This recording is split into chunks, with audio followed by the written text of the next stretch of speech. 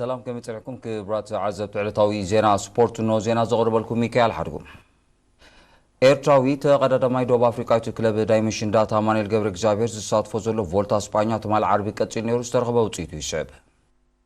ናይ ትማል መድረኽ ተቀዳደምቲ ካብ ቤልባው ተበጊሱ ኣብ ሎስ ማኮስ ሞኑሜንቶ ቫካ ፓሴጋ ኣብ ዝተዛዘመት 166.4 ኪሎ ሜትር ዝነበራ ውድድር እዮም ተጸሚዶም እዛ መድረኽ ሓያለ በበይኑ ደረጃታት ዝነበሩ ዓቐብታት ብምንጋራ ንደናጎ ተቀዳደምቲ ፈቲና መራሒና ኢሎም ዓመት ውድድር ዘሎ ፕሪሞዝ ሮጅሊጅ ምስ ወደ ሃገሩ ተቀዳዳማይ ክለብ ዩኤ ኤሚሬትስ ታሪች ፓቻካር ብምዃና ብመወዳእታ ኣብ ዘካየድዎ መጥቃዕቲ ክልቲኦም ኣብ ፍጻመ በፂሖም ታሪች ከዓ ቀዲሙ ሕንፃፅ ረጊጹም ታሪች ንውድድሩ ብ4 ሰዓት 28 ካሊትን ተዓዊትሉ ሳልሳይ ካና ኤጂቱ ኣላ ሞንዲያል ፒረላቶሪው ኮይኑ ንውድድሩ ፈጺሙ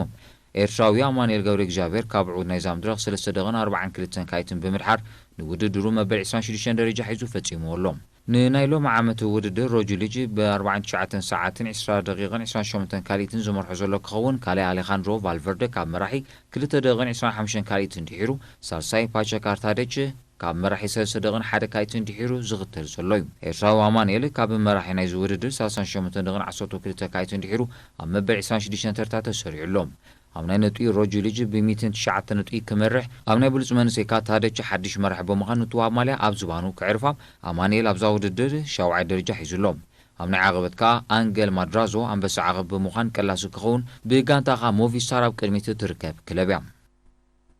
ሊጋ ዓንሰባ ብተዓዘብቲ ማሚቑ ብድሙቕ ስፖርታዊ ምትህላኽ ይቕጽል ኣሎ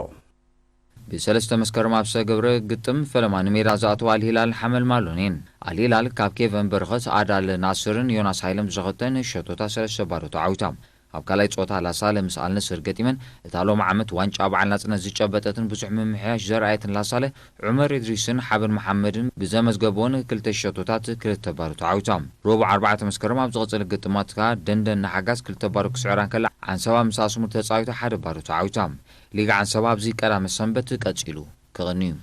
ክቡራት ተዓዘብቲ ዕለታዊ ዜና ስፖርት ኣብዚ ፍጸም ሰላም